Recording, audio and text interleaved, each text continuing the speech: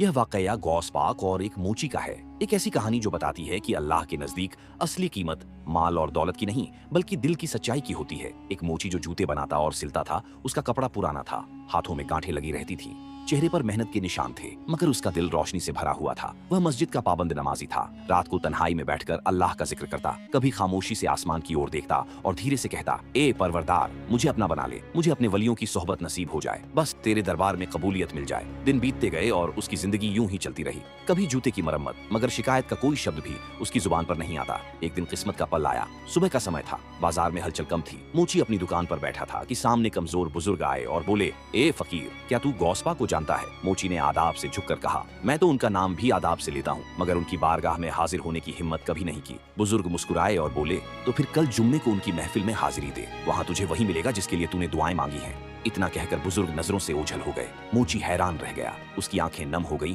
और दिल में एक अजीब सा असर हुआ, जैसे यह कोई आम बात नहीं थी। अगला दिन जुम्मे का था। दुनिया की नजर में यह एक आम दिन था, मगर इस फकीर मोची के लिए यह तकदीर का दरवाजा था। सुबह फजर के बाद उसने गुस्ल किया, साफ कपड़े पहने जो पुराने थे मगर धुले हुए थे। जेब में कुछ नहीं था, बस एक पुराना जूता मरम्मत के लिए रखा हुआ था, ताकि लोग समझे कि वह किसी काम से जा रहा है। हकीकत में वह अपने दिल का मरहम लेने जा रहा था। वह बगदाद की गलियों से गुजरता हुआ गौस पाक के मदरसे के दरवाजे तक पहुंचा। ये वह मुकाम था जहां बड़े बड़े उलेमा, माशाइखा, दरवेश और बादशाहों के प्रतिनिधि आते थे। दरबान खड़े थे जिनके चेहरे पर जलाल की चमक थी। अंदर जाने वालों के नाम दर्ज हो रहे थे। मोची ने झिझकते हुए पास जाकर कहा, मुझे हुजूर पाक से मिलना है। दरबान ने उसे ऊपर से नीचे तक देखा और कहा, तू भी हजरत से मिलने आया है? तेरे जैसे तो रोज आते हैं, जा अपने जूते सी। लोग हंसने लगे, मगर मोची खामोश रहा। दिल ही दिल में गौस पाक के लिए दुआ करता रहा। वह दरवाजे के कोने में खड़ा हो गया जहाँ किसी की तवज्जो न थी। अंदर हजरत गौस पाक ध्यान की अवस्था में थे। कुछ लम्हे बीते, फिर उन्होंने आंखें खोली और कहा, दरवाजे पर जो फकीर मोची खड़ा है उसे अंदर बुलाओ।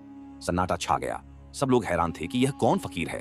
लोग दौड़कर मोची से बोले, हुजूर ने तुझे अंदर बुलाया है, जाओ। मोची के हाथ कांपने लगे, आंखों से आंसू बहने लगे और वह कदम बढ़ाता हुआ अंदर चला गया। गौस पाक की बारगाह में हाजिरी दी। हजरत ने मुस्कुराते हुए कहा, आ गया मेरा फकीर, अल्लाह का वह बंदा जिसकी सच्चाई में इश्क है। मोची रो पड़ा, कदमों में गिरकर बोला, गौस पाक, मैं कुछ नहीं हूँ, बस अल्लाह का नाम लेने वाला हूँ। ना इल्म है ना रुतबा, बस दिल में मोहब्बत है। गौस पाक ने उसे उठाया, पेशानी छुआ और कहा, लोगों, तुमने इसे हकीर समझा, मगर गौस अब्दुल कादिर ने इसके दिल में रब का नूर देखा है।